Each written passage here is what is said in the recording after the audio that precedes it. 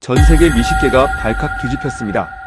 인천공항에 하루 20만 명이 쏟아지며 전 세계 셰프들이 한국으로 몰려들고 있는 가운데 가려는 이탈리아가 원조야라며 격분하는 미슐랭 3스타 셰프가 있습니다. 딸의 설득에 마지못해 서울행 비행기에 올랐고 광장시장에 도착한 그 순간 무릎을 꿇었습니다. 도대체 30년 경력의 자존심을 산산조각 낸 것은 무엇이었을까요? 이 반전은 BBC 특집으로 유럽을 뒤흔들었고 인천공항 입국 대란이 벌어지고 있는데요. 그들이 한국에서 목격한 발효의 비밀은 무엇이었을까요? 지금부터 그 경악의 72시간을 공개합니다. 영상 시작 전에 구독과 좋아요 버튼을 눌러주시고 지금 이 이야기를 어디에서 듣고 계신지도 댓글로 알려주세요. 그럼 바로 시작할게요. 저녁 8시 로마의 라스텔라 레스토랑은 황금빛 조명 아래 빛나고 있었어요. 예약은 3개월 전부터 마감되는 곳이죠. 안녕하세요. 저는 마르코 로시입니다. 이탈리아에서 가장 예약하기 힘든 레스토랑의 주인이자 미슐랭 3스타 셰프예요. 주방 안에서 저는 접시 하나하나를 직접 확인했습니다. 파스타면의 두께, 소스의 농도, 허브잎의 위치까지 모든 게 완벽해야 했어요. 30년간 지켜온 원칙이었죠. 마르코, 이 정도면 충분해. 부주방장 안토니오가 말했지만 저는 고개를 저었습니다. 충분함은 평범함이에요. 우린 완벽을 추구하죠. 홀에서는 손님들이 와인을 음미하며 제 요리를 기다리고 있었어요. 프랑스 대사, 할리우드 배우, 유럽 재벌들까지 모두 제 손맛을 보러 온 사람들이었죠. 이탈리아 요리는 세계 최고예요. 특히 발효 음식은 우리가 원조죠. 치즈, 살라미, 발사믹 식초 모두 수백 년 역사를 자랑하니까요. 서비스가 끝난 밤 11시였어요. 저는 사무실에 앉아 와인 한 잔을 기울였죠. 벽에는 미슐랭 3스타 인증서가 걸려 있었고 세계적인 미식 잡지 표지에 제 사진이 가득했습니다. 만족스러운 하루였어요. 그때 비서 루치아가 문을 두드렸어요. 셰프님, 한국에서 초청장이 왔어요. 한국이요? 저는 고개를 들었습니다. 서울 국제 미식 박람회래요. 심사위원으로 모시고 싶다는데 3일 일정이에요. 저는 초청장을 받아들었어요. 고급스러운 종이에 금박으로 인쇄되어 있더군요. 하지만 내용을 읽는 순간 코웃음이 나왔습니다. 한국 전통 발효 음식의 세계화를 위한 행사라니요. 발효 음식을 우리한테 배워야 할 나라가 저를 심사하겠다고요? 루치아 답장은 정중히 거절로 해요. 제 수준에 맞지 않아요. 하지만 셰프님, 그녀가 조심스럽게 말했어요. 요즘 한국 음식이 전 세계적으로 인기래요. 미슐랭 레스토랑들도 한국 식재료를 쓰기 시작했대요. 저는 손을 저었습니다. 유행일 뿐이에요. 김치가 우리 페코리노 치즈보다 복잡할 리 없죠. 그날 밤 집으로 돌아왔을 때 딸 소피아가 거실에 앉아 있었어요. 28살의 딸은 음식 저널리스트로 일하고 있었죠. 아빠, 소피아가 노트북 화면을 돌렸어요. 이것 좀 봐요. 화면에는 서울의 한 레스토랑 영상이 재생되고 있었습니다.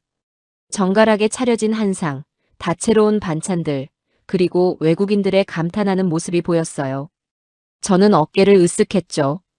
비주얼은 괜찮네. 하지만 맛은 별로겠지. 아빠는 가보지도 않고 어떻게 알아요? 딸의 목소리에 실망이 묻어났어요. 30년 경력이면 세상 모든 맛을 알 수 있다고 생각하세요? 그 말이 묘하게 가슴을 찔렀습니다. 소피아, 내가 언제 그랬어? 아빠는 항상 그래요. 이탈리아가 최고라고만 하시잖아요. 그녀가 노트북을 덮으며 말했어요. 세상은 넓은데 아빠는 이 주방 안에만 갇혀 계세요. 딸이 방으로 들어간 후 저는 한참을 소파에 앉아 있었어요. 창밖으로 로마의 야경이 보였죠. 콜로세움의 조명이 은은하게 빛나고 있었습니다. 저는 이 도시에서 태어나 자랐고 평생을 여기서 요리했어요. 세상에서 가장 아름다운 도시죠. 하지만 딸의 말이 계속 맴돌았습니다. 주방 안에만 갇혀 있다고요? 다음 날 아침 레스토랑에 출근했을 때 안토니오가 다가왔어요. 마르코, 한국 초청권 생각해봤어? 거절했어. 시간 낭비야. 그가 고개를 저었습니다. 요즘 젊은 셰프들은 다들 한국 가더라. 파리에서 이스타 받은 장 피에르도 지난달에 다녀왔대. 그래서요? 제가 반문했죠. 걔한테 배울 게 있다고 생각해요? 안토니오는 대답하지 않았어요. 하지만 그의 눈빛이 말하고 있었죠. 당신도 배울 게 있을지 모른다고요. 점심 서비스를 마친 오후였습니다. 소피아가 레스토랑으로 찾아왔어요. 아빠, 제 생일 선물로 한국 가요. 뭐라고요? 저는 놀라 고개를 들었습니다. 다음 달이 제 생일이잖아요. 저 한국 가고 싶어요. 아빠랑 같이요. 딸의 눈빛이 간절했어요. 아빠가 얼마나 대단한 셰프인지 저도 알아요. 근데 그렇기 때문에 더 넓은 세상을 봐야 한다고 생각해요. 소피아, 저는 한숨을 쉬었습니다. 거기 가서 뭘 배우겠어? 겸손이요. 딸이 또박또박 말했어요. 아빠는 너무 오래 정상에 있었어요. 가끔은 학생이 되어야 선생이 더 위대해지는 법이에요. 그날 밤 저는 초청장을 다시 꺼내 들었어요. 금박 글씨가 조명 아래서 반짝이고 있었죠. 한국 전통 발효 음식의 우수성을 세계에 알리다. 저는 펜을 들었습니다. 루치아에게 메시지를 보냈어요. 수락한다고 답장 보내세요. 단 3일 만이에요. 일주일 후 저는 인천공항행 비행기에 몸을 실었습니다. 옆자리에는 신난 표정의 소피아가 앉아 있었어요. 아빠 설레지 않아요? 별로요. 저는 솔직하게 대답했죠. 그냥 딸 생일 선물 차원이에요. 비행기가 이륙했습니다. 창밖으로 로마가 점점 작아지고 있었어요. 저는 눈을 감았습니다. 3일만 참자. 그리고 돌아오면 딸한테 말해줄 거예요. 맞지? 이탈리아가 최고라니까요. 하지만 그때 저는 몰랐습니다. 제 30년 자존심이 김치 한 숟가락에 무너질 줄은요. 비행기 문이 열리는 순간 공기가 달랐어요. 인천공항은 유리와 강철로 이루어진 거대한 건축물이었죠. 천장이 높고 바닥은 거울처럼 반짝였습니다. 입국장을 나서자 한국인 통역사가 기다리고 있었어요. 로시 셰프님 환영합니다. 저는 이지은입니다. 젊은 여성이었는데 유창한 이탈리아어를 구사하더군요. 밀라노에서 3년 유학했어요. 그녀가 미소 지으며 말했습니다. 호텔까지 가는 차 안에서 지은 씨가 일정을 설명했습니다. 내일 오전에 박람회장 가시고요. 오후엔 심사가 있어요. 한국 전통 한정식 레스토랑 3곳을 평가하시면 됩니다. 얼마나 걸리나요? 한 곳당 2시간 정도요. 6시간이나요? 저는 미간을 찌푸렸습니다. 한국 음식은 좀 복잡해요. 반찬만 해도 10가지가 넘거든요. 지은 씨가 조심스럽게 말했어요. 창밖으로 서울의 고층 빌딩들이 하늘을 찌를 듯 솟아 있었습니다. 한강이 도시를 가로지르며 흐르고 있었죠. 생각보다 큰 도시네요. 다음 날 아침 박람회장 코엑스에 도착했어요. 입구부터 사람들로 북적였습니다. 저는 명찰을 목에 걸었죠. 마르코 로시, 이탈리아 미슐랭 3스타 셰프, 심사위원 박람회장 안으로 들어서자 놀라운 광경이 펼쳐졌어요. 한국관이 가장 큰 부스를 차지하고 있었습니다. 김치, 된장, 고추장, 젓갈 등 발효식품이 진열되어 있었죠. 그런데 이상했어요. 다른 나라 셰프들이 한국 부스에 몰려 있었거든요. 저는 프랑스 이스타 셰프장 피에르를 발견했습니다. 장, 오랜만이네요. 마르코. 그가 반갑게 손을 흔들었어요. 자네도 한국 왔구만. 그가 손에 든 김치를 보여줬습니다. 이거 맛봤나? 정말 놀라워. 발효 깊이가 우리 콩피보다 복잡해. 설마요. 제가 웃으며 말했죠. 김치가 콩피보다 복잡할 리 없잖아요. 장 피에르가 진지한 표정을 지었어요. 직접 먹어봐. 나도 처음엔 자네처럼 생각했어. 그는 제게 김치 한 조각을 건넸습니다. 붉은색의 배추 김치였어요. 저는 망설였습니다. 소피아가 옆에서 속삭였어요. 아빠, 먹어봐요. 저는 한 입 베어 물었습니다. 순간 입안이 폭발했어요. 매운맛, 신맛, 감칠맛이 동시에 밀려왔습니다. 그런데 이상했어요. 맛이 계속 변하는 거예요. 처음엔 매웠다가 곧 상큼해지고 마지막엔 깊은 감칠맛이 남았습니다. 배추의 아삭함, 양념의 복합미, 그리고 발효가 만든 미묘한 산미까지 모든 게 조화롭게 어우러져 있었죠. 어때? 장이 물었습니다. 나쁘진 않네요. 겨우 그렇게 말했지만 속으로는 인정할 수밖에 없었습니다. 이건 단순한 절임이 아니었어요. 오후 2시 첫 번째 심사가 시작됐습니다. 고급 한정식 레스토랑이었어요. 입구부터 한옥 구조로 되어 있었고 내부는 현대적이면서도 전통미가 살아있었죠. 테이블에 앉자 요리가 나오기 시작했습니다. 첫 번째는 전체였어요. 작은 접시에 담긴 9가지 나물이었죠. 시금치 나물은 고소했고 도라지는 씁쓸했습니다. 콩나물은 아삭했고 무생채는 상큼했어요. 9가지 맛이 모두 달랐지만 조화롭게 어우러졌죠. 이건 전체가 아니라 하나의 교향곡 같았어요. 다음은 된장찌개였습니다. 뚝배기에 담겨 나왔는데 김이 모락모락 피어올랐어요. 저는 숟가락을 들어 국물을 떠먹었습니다. 순간 시간이 멈췄어요. 이건 뭐지? 저는 눈을 감았습니다. 된장의 깊은 맛이 혀끝에서 퍼져나갔어요. 하지만 단순한 짠맛이 아니었습니다. 그 안에 무언가 더 복잡한 게 숨어 있었죠. 달콤함, 고소함, 그리고 설명할 수 없는 감칠맛이요. 로시 셰프님, 괜찮으세요? 지은 씨가 물었습니다. 저는 눈을 떴어요. 이 된장은 얼마나 숙성시킨 거죠? 30년이요. 주방장이 직접 담근 거래요. 30년이요? 저는 놀라 되물었습니다. 제 레스토랑 역사보다 긴 시간이잖아요. 한국에선 장을 담그는 게 평생 일이에요. 그녀가 조용히 말했습니다. 저는 다시 한 숟가락 떠먹었어요. 이번엔 천천히 음미했습니다. 30년이라는 시간이 만든 맛의 깊이가 느껴졌죠. 이건 우리 발사믹 식초보다 복잡했어요. 소피아가 제 표정을 보고 있었습니다. 아빠, 맛있어요? 저는 고개를 끄덕였어요. 하지만 입으로는 다른 말이 나왔죠. 흥미롭긴 하네. 메인 요리가 나왔습니다. 갈비찜이었어요. 고기가 젓가락으로 쉽게 찢어질 만큼 부드러웠죠. 한 점을 입에 넣자 간장의 단맛과 고기의 육즙이 완벽하게 어우러졌습니다. 이건 단순히 삶은 고기가 아니었어요. 몇 시간을 정성스럽게 조리한 흔적이 느껴졌죠. 마지막으로 디저트가 나왔습니다. 식혜와 한과였어요. 식혜의 달콤함이 입안을 깔끔하게 정리해줬죠.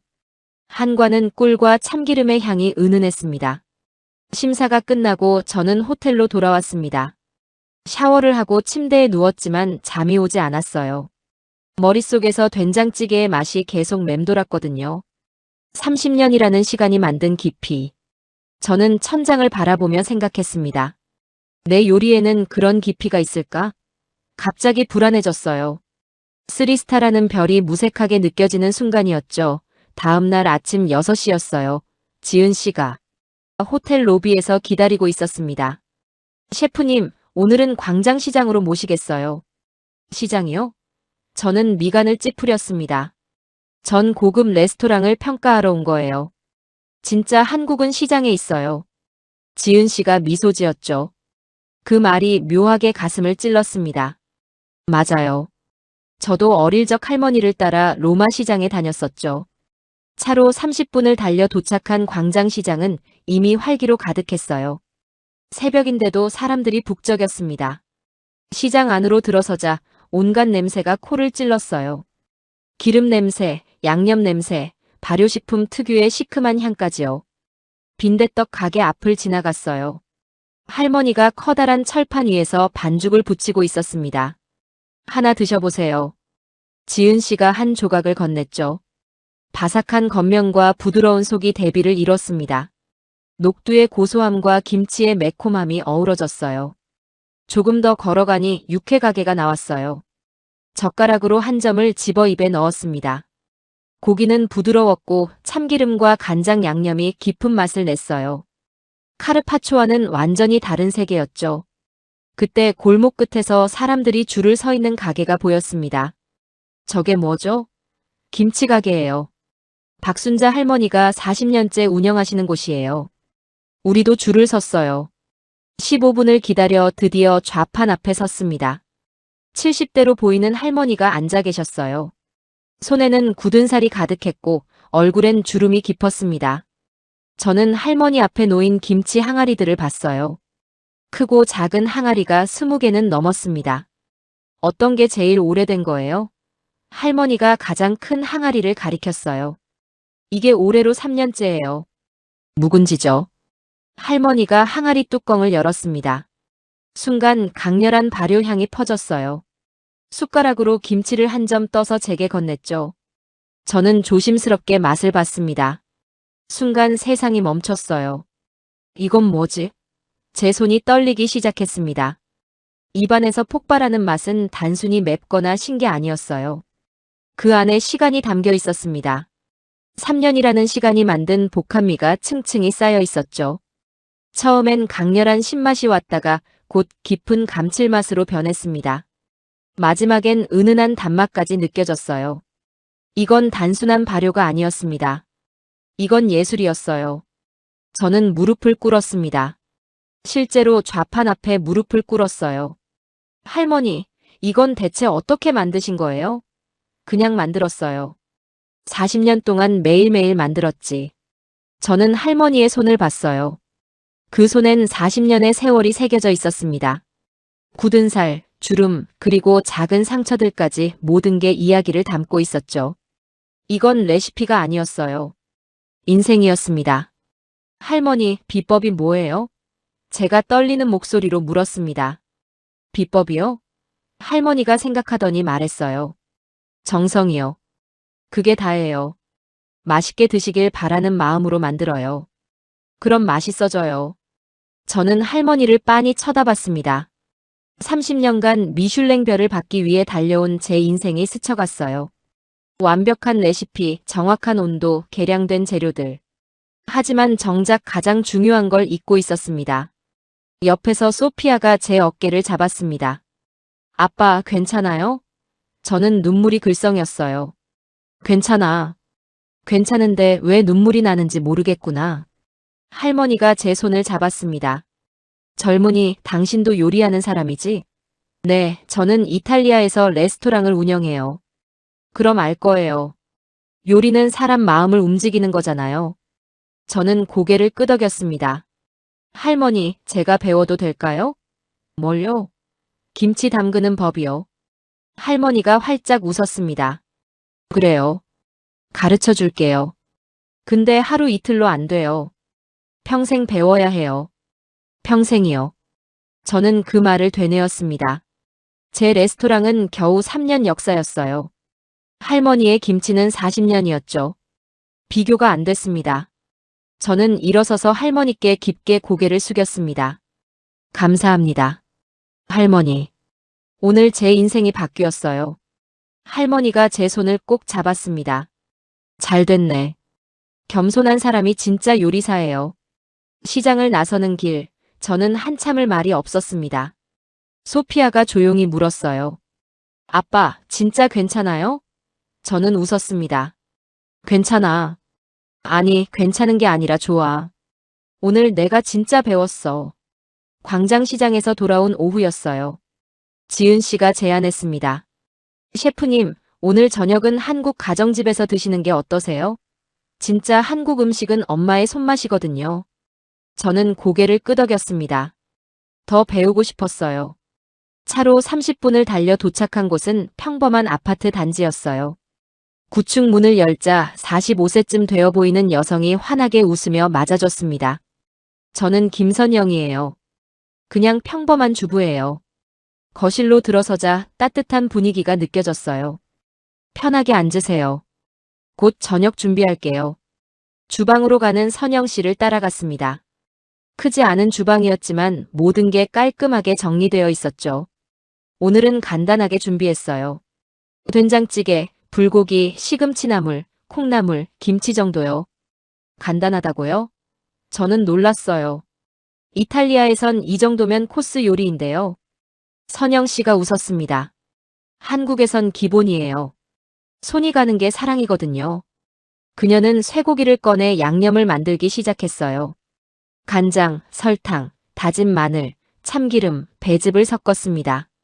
배즙이요? 네. 배를 갈아서 넣으면 고기가 부드러워져요. 계량컵 없이도 정확한 비율로 양념을 만들었죠.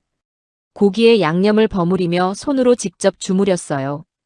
최소 30분은 재워야 해요. 그래야 맛이 배죠. 그 사이 된장찌개를 끓이기 시작했습니다. 멸치와 다시마로 육수를 냈어요. 된장을 체에 거르며 천천히 풀었습니다. 애호박, 두부, 버섯을 썰어 넣었죠. 찌개가 보글보글 끓기 시작했습니다. 저는 시계를 봤습니다. 30분밖에 안 지났는데 벌써 3가지 요리가 준비되고 있었어요. 선영 씨, 매일 이렇게 요리하세요? 네. 가족이 맛있게 먹는 걸 보면 힘이 안 들어요. 그때 현관문이 열렸습니다. 남편분과 고등학생 딸이 들어왔어요. 식탁에 음식이 차려졌습니다. 된장찌개, 불고기, 시금치나물, 콩나물, 무생채, 김치, 계란말이까지 7가지 요리가 놓였어요. 가족들이 둘러앉았습니다. 잘 먹겠습니다. 3사람이 동시에 말했어요. 저도 따라했습니다. 먼저 된장찌개를 떠먹었어요. 어제 한정식집에서 먹었던 것과는 또 달랐습니다. 더 구수하고 더 편안한 맛이었죠. 이건 집의 맛이었어요. 불고기를 한 점 집어 먹었습니다. 고기가 부드럽게 씹혔어요. 간장 양념이 깊이 배어 있었고 배의 단맛이 은은했죠. 이건 30년 넘게 가족을 위해 요리한 손맛이었어요. 맛있어요, 엄마. 딸이 말했습니다. 오늘따라 더 맛있네요. 남편이 웃으며 말했어요. 손님 오셔서 더 정성 들였어요. 선영 씨가 겸연쩍게 웃었습니다. 식사 중에 딸이 말했습니다. 엄마, 내일 도시락도 이거 넣어주세요. 매일 도시락을 싸요? 제가 물었습니다. 네. 딸아이가 학교 급식보다 제 도시락을 더 좋아해요.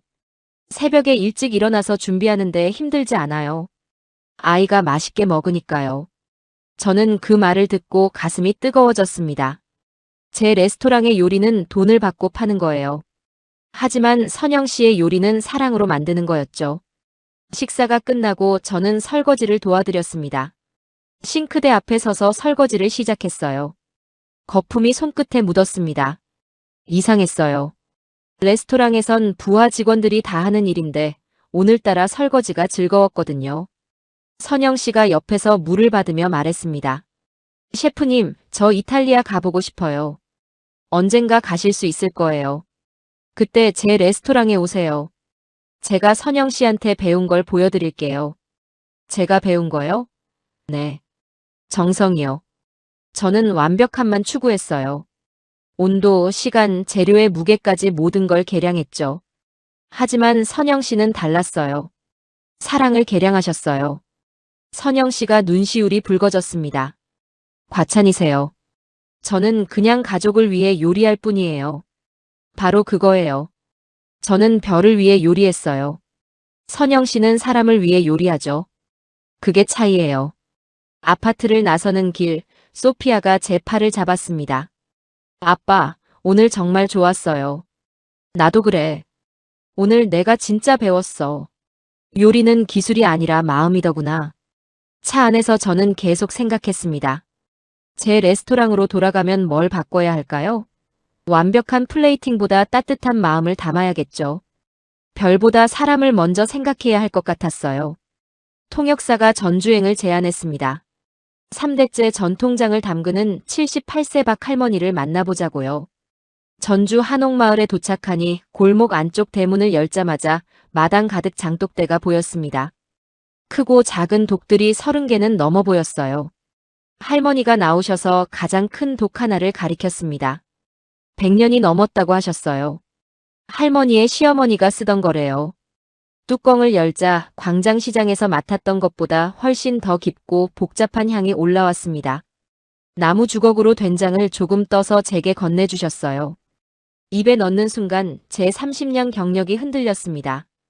짠맛 뒤에 단맛이 있었고 그 뒤에 감칠맛이 숨어 있었어요. 그리고 마지막엔 뭐라 설명할 수 없는 깊이가 남았습니다. 이건 제가 아는 어떤 발효식품과도 달랐어요. 저는 물었습니다. 왜 기계로 만들지 않느냐고요? 더 빠르고 효율적이고 품질도 균일하게 유지할 수 있지 않냐고 말했죠. 할머니는 잠시 생각하시더니 대답하셨어요. 시간이 맛을 만든다고요. 기계는 재료를 섞을 수 있지만 시간이 만드는 변화는 따라할 수 없다는 겁니다. 할머니는 저를 작은 창고로 안내하셨습니다. 천장에 볏짚으로 묶인 메주들이 주렁주렁 매달려 있었어요. 어떤 건 노란색이었고 어떤 건 거무스름하게 변해 있었습니다. 할머니가 메주 하나를 내려서 제 손에 쥐어주셨어요. 묵직했습니다. 그리고 따뜻했어요. 겨울인데도 메주 안쪽에서 발효열이 느껴졌죠. 손으로 빚으면 힘이 고르게 전달되어 메주 속까지 단단해진다고 하셨습니다.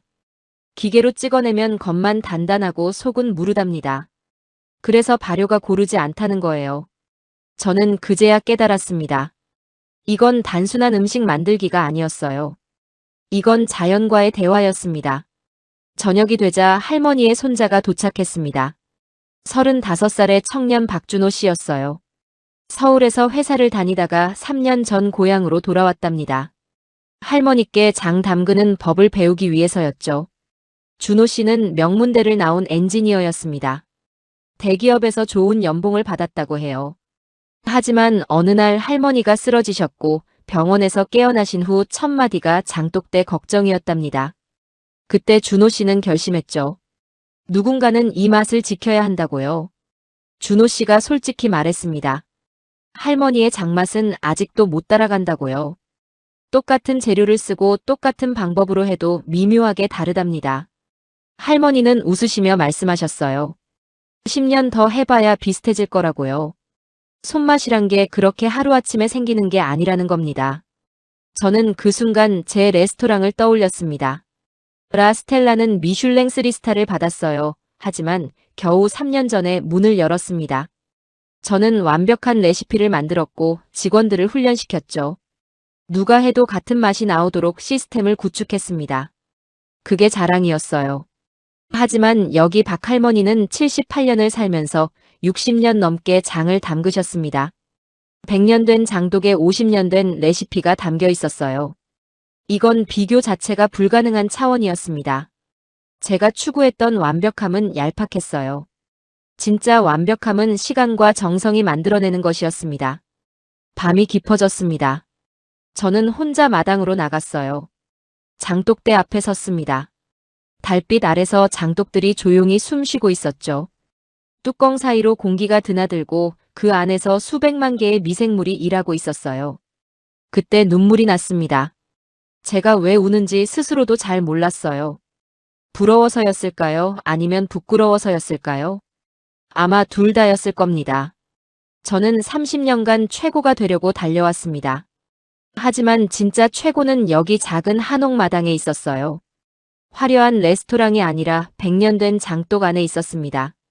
핸드폰을 꺼내 딸 소피아에게 영상통화를 걸었습니다. 로마는 오전이었죠. 저는 말했어요. 내가 틀렸다고요.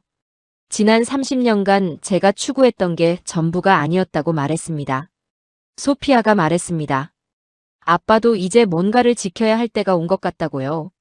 할머니가 나오셔서 제 옆에 서셨습니다. 말없이 함께 장독대를 바라보셨어요. 그리고 조용히 말씀하셨습니다. 장 담그는 건 어렵지 않다고요. 어려운 건 기다리는 거라고 하셨습니다. 6개월, 1년, 때로는 3년을 기다려야 제맛이 난다는 겁니다. 요즘 사람들은 기다리지 못한다고, 그래서 진짜 맛을 모른다고 하셨죠. 맞는 말이었습니다. 제 레스토랑은 예약하면 3개월을 기다려야 했습니다. 하지만 정작 음식은 주문 후 20분 안에 나갔죠. 빠른 게 좋은 서비스라고 생각했습니다. 하지만 진짜 좋은 건 제대로 기다려준 음식이었어요. 다음 날 아침 일찍 일어나 할머니를 도와 장독 뚜껑을 열었습니다. 아침 공기를 쐬어주는 거래요. 하나하나 열 때마다 다른 향이 올라왔어요. 어떤 건 달콤했고, 어떤 건 짭조름했고, 어떤 건 깊고 묵직했습니다. 같은 방법으로 담갔는데도 모두 달랐죠. 할머니가 말씀하셨습니다. 사람이 다 다르듯 장도 다 다르다고요. 전주를 떠나기 전 할머니가 작은 항아리에 3년 된 된장을 담아 선물로 주셨습니다. 당부하셨죠. 이걸 먹을 때 오늘을 기억하라고요. 빨리 만든 음식은 빨리 잊히지만 오래 기다린 음식은 평생 기억에 남는다고 하셨습니다. 기차역으로 가는 택시 안에서 무릎 위에 항아리를 올려놓고 있었습니다. 묵직했어요. 하지만 그 무게가 좋았습니다. 이건 단순한 된장이 아니었어요. 이건 78세 할머니의 60년 인생이었고 3대가 이어온 시간이었으며 앞으로 4대, 5대로 이어질 미래였습니다. 저도 이런 무게를 만들고 싶었어요. 서울 미식 박람회 최종 심사일이 다가왔습니다. 박람회장은 각국 셰프들과 언론인들로 가득 찼어요. 오늘은 한국 전통 궁중 요리와 프랑스 오트 퀴진의 대결이 있었습니다. 심사위원석에 앉아 있는데 가슴이 두근거렸어요. 하지만 3일 전과는 다른 이유였죠. 첫 번째 요리가 나왔습니다. 한국 셰프가 준비한 구절판이었어요. 9가지 재료가 각각의 칸에 담겨 있었습니다. 저는 하나하나 맛을 봤죠. 각 재료의 식감, 온도, 간이 완벽하게 조화를 이뤘습니다. 3일 전에 재라면 기술적 완성도만 평가했을 거예요. 하지만 지금은 달랐어요. 이 한 접시를 준비하기 위해 얼마나 많은 손길이 필요했는지 보였습니다. 두 번째 요리는 프랑스 셰프의 푸아그라 요리였습니다. 미슐랭 2스타 레스토랑 출신이래요. 완벽했습니다. 기술적으로는 흠잡을 데가 없었어요. 하지만 뭔가 부족했습니다. 광장시장 할머니의 김치에서 느꼈던 그 깊이, 박 할머니의 된장에서 맛봤던 그 시간의 무게가 없었어요. 각국 심사위원들이 하나씩 평가를 시작했습니다. 미국 셰프는 기술적 완성도를 강조했어요. 일본 셰프는 재료의 신선도를 칭찬했죠. 프랑스 평론가는 프레젠테이션의 아름다움을 이야기했습니다. 모두 일리 있는 말들이었어요. 제 차례가 됐습니다. 마이크 앞에 섰어요. 원래 준비했던 말이 있었습니다.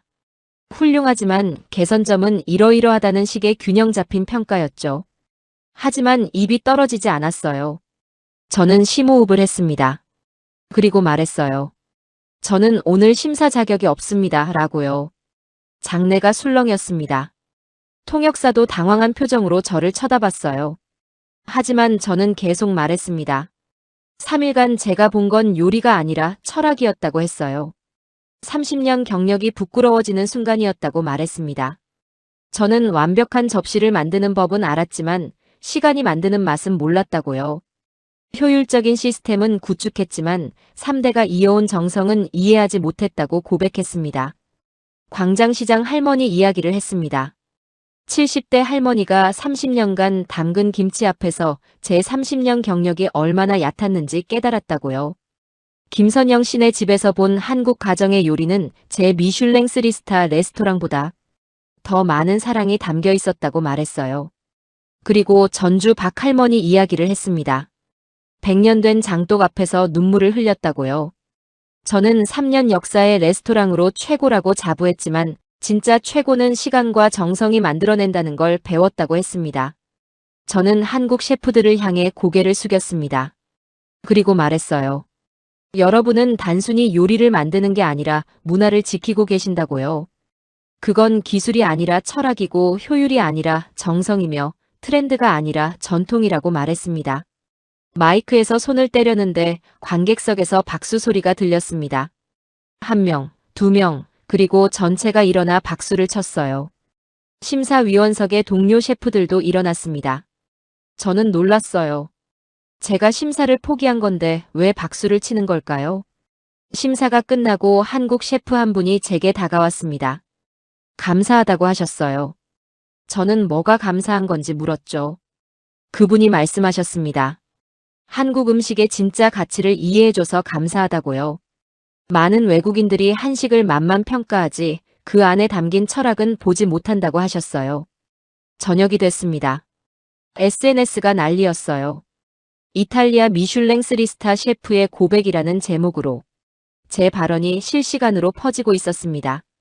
CNN 아시아 지부에서 인터뷰 요청이 왔고 뉴욕타임스 푸드 섹션에서도 연락이 왔어요.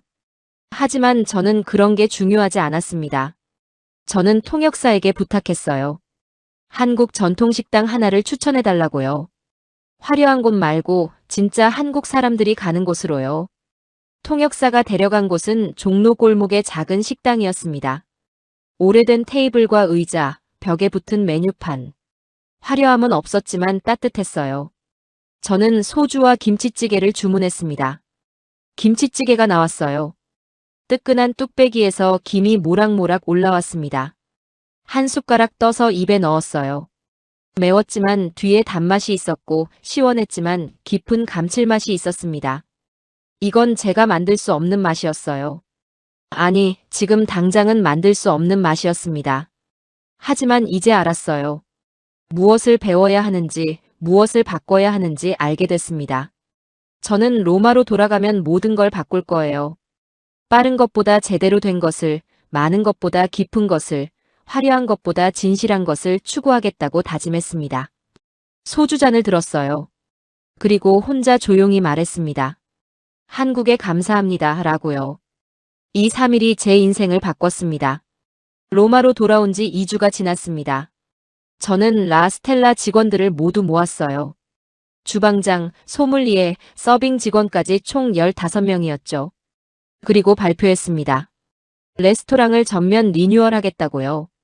한국에서 배운 발효의 철학을 이탈리아 요리에 접목하겠다고 말했어요. 직원들은 당황했습니다. 수석 셰프 안토니오가 가장 먼저 반대했어요. 이탈리아 레스토랑의 김치라니 미슐랭 3스타를 포기하는 거냐고 따졌습니다. 단골 손님들도 실망할 거라고 했죠.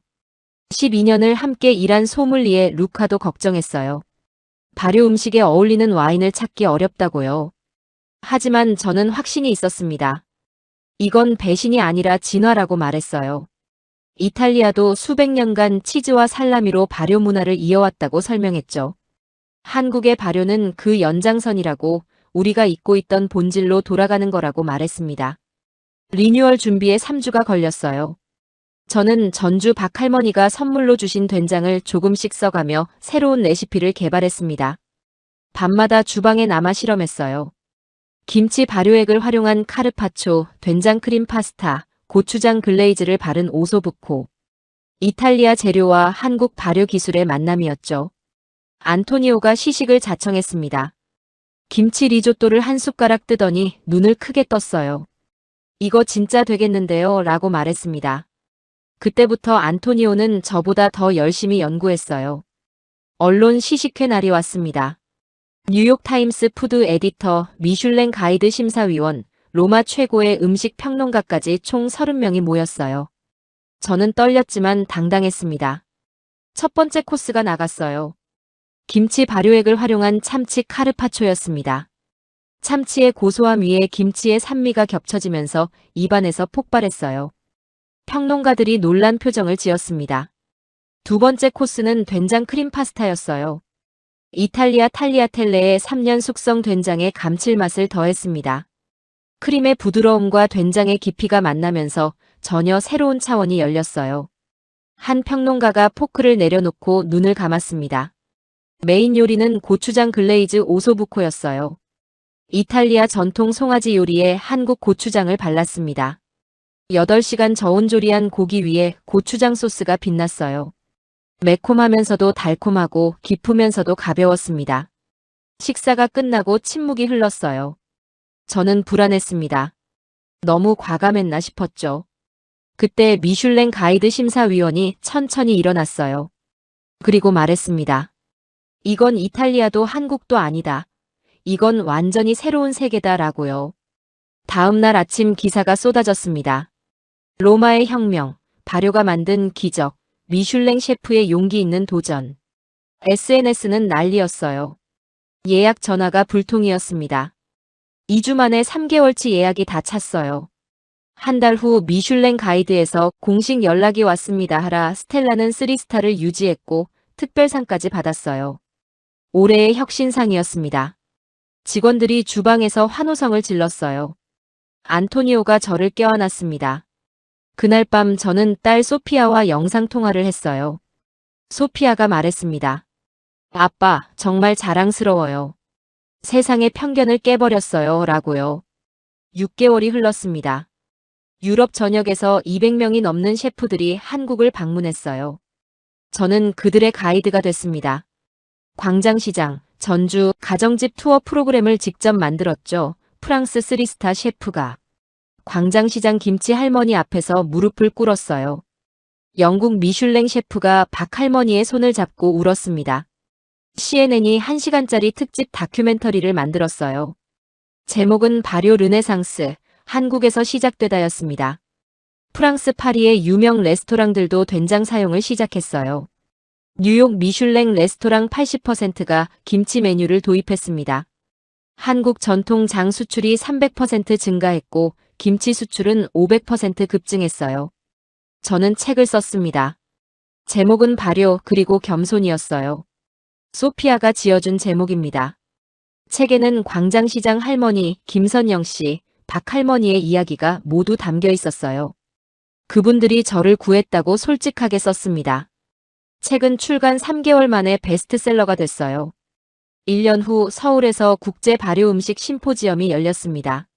저는 기조연설자로 초청됐어요. 코엑스 대강당 무대에 섰습니다. 객석에는 전 세계 50개국에서 온 셰프 500명이 앉아 있었어요. 저는 떨리는 목소리로 말을 시작했습니다. 한국은 저를 구했습니다. 라고요. 30년간 완벽함을 추구했지만 진짜 완벽함이 뭔지 몰랐다고 고백했어요. 빠른 것만 좋은 줄 알았지만 기다림이 만드는 가치를 배웠다고 말했습니다. 그때 무대 연문이 조용히 열렸습니다. 광장시장 김치 할머니가 한복을 입고 들어오셨어요. 주최 측의 깜짝 이벤트였습니다. 저는 무대를 뛰어내려가 할머니를 모셨어요. 손을 꼭 잡고 함께 무대 중앙에 섰습니다. 할머니가 마이크 앞에서 말씀하셨어요. 김치는 기다림이라고요. 배추가 소금을 만나 숨을 죽이고 양념이 천천히 스며들어 발효되고 시간이 지나면서 깊어지는 과정이라고 하셨습니다. 사람도 마찬가지라고요. 급하게 만들어진 관계는 금방 식지만 천천히 정성껏 익어간 관계는 평생 간다고 말씀하셨어요. 저는 할머니를 꼭 안았습니다. 객석에서 기립박수가 터져나왔어요. 500명의 셰프들이 모두 일어나 박수를 쳤습니다. 전 세계 30개국에 생중계되던 화면이었어요. 그날 저녁 해시태그 발효혁명이 트위터 전 세계 트렌드 1위에 올랐습니다. 마지막 장면은 로마 라 스텔라 주방이었습니다. 저는 딸 소피아와 나란히 서 있었어요. 소피아는 대학을 졸업하고 제 레스토랑에서 일하기로 결정했습니다. 주방 한쪽에는 작은 장독이 놓여 있었어요. 박 할머니가 6개월 전 보내주신 겁니다. 준호 씨가 직접 담근 1년 된 된장이 들어있었어요. 편지가 함께 왔었습니다. 할머니께서 마르코 씨를 자랑스러워 하신다고 세상을 바꾸는 사람은 용기 있는 사람이라고 쓰여 있었죠. 소피아가 김치를 썰고 있었어요. 제가 가르쳐준 대로 정성스럽게 칼질하고 있었습니다. 저는 물었어요. 한국 가면 뭘 제일 먼저 해보고 싶냐고요. 소피아가 밝게 웃으며 대답했습니다. 광장시장 할머니 김치 먹어보고 전주 박 할머니 장독대 앞에 서보고 싶대요. 그리고 김선영 씨네 집에서 가정식 만드는 법도 배우고 싶다고 했어요. 저는 고개를 끄덕였습니다. 그래, 같이 가자. 아빠도 배울 게 아직 많아 라고 말했어요. 30년 경력의 미슐랭 3스타 셰프지만 저는 여전히 배우는 중이었습니다. 완벽함은 도착점이 아니라 끝없는 여정이라는 걸 이제 알았으니까요. 주방 창문 너머로 로마의 붉은 석양이 보였어요. 아름다웠습니다. 하지만 제 마음 한쪽에는 항상 서울이 있었어요. 광장시장의 후끈한 열기, 전주 한옥마을의 고요한 장독대, 김선영 씨 집 식탁의 따뜻함. 그 모든 순간들이 지금의 저를 만들었습니다. 저는 된장 항아리 뚜껑을 조심스럽게 열었어요. 여전히 깊고 구수한 향이 올라왔습니다. 그리고 생각했죠. 언젠가 저도 이런 무게를 만들 수 있을까요? 100년은 아니어도 진심을 담은 10년이라면 가능하지 않을까요? 소피아가 제 어깨에 머리를 기댔습니다. 아빠, 우리 잘하고 있는 거 맞죠? 저는 딸의 머리를 쓰다듬으며 대답했어요. 그래, 우리는 지금 제대로 가고 있어. 천천히 하지만 확실하게 라고요. 그날 밤 라 스텔라는 만석이었습니다. 50명의 예약 손님들이 김치 리조또와 된장 파스타를 즐기고 있었어요. 그들은 아마 몰랐을 겁니다. 이 한 접시 안에 얼마나 많은 이야기가 담겨 있는지. 하지만 괜찮았어요. 맛으로 충분히 느낄 수 있으니까요. 저는 주방을 나와 홀을 천천히 둘러봤습니다. 웃는 얼굴들, 행복한 대화들, 비어가는 접시들. 이게 제가 진짜 원했던 거였어요. 화려한 미슐랭 스타가 아니라 사람들의 진짜 행복이었습니다. 그리고 저는 확실히 알았어요. 한국이 제게 준 건 단순한 레시피가 아니었습니다. 그건 삶을 대하는 철학이었어요. 빠름보다 깊이, 많음보다 진심, 화려함보다 정성. 그 가르침을 평생 지키며 살겠다고 다짐했습니다. 여러분, 마르코의 이야기는 여기서 끝이 아닙니다. 그는 지금도 로마 주방에서 한국의 발효 철학을 실천하고 있어요. 놀라운 건 이게 단순한 이야기가 아니라는 겁니다. 실제로 전 세계 미슐랭 레스토랑에서 김치와 된장이 사용되고 있고 한국의 발효 기술이 세계 요리계를 바꾸고 있어요. 우리가 당연하게 여기던 할머니의 손맛이 세계적인 셰프들을 무릎 꿇게 만들고 있습니다. 빠름보다 깊이를, 화려함보다 정성을 추구하는 한국의 음식 철학, 이게 바로 K푸드의 진짜 힘 아닐까요? 이 이야기가 마음에 드셨다면 구독과 좋아요 부탁드립니다. 다음에도 더 감동적인 이야기로 찾아뵐게요. 감사합니다.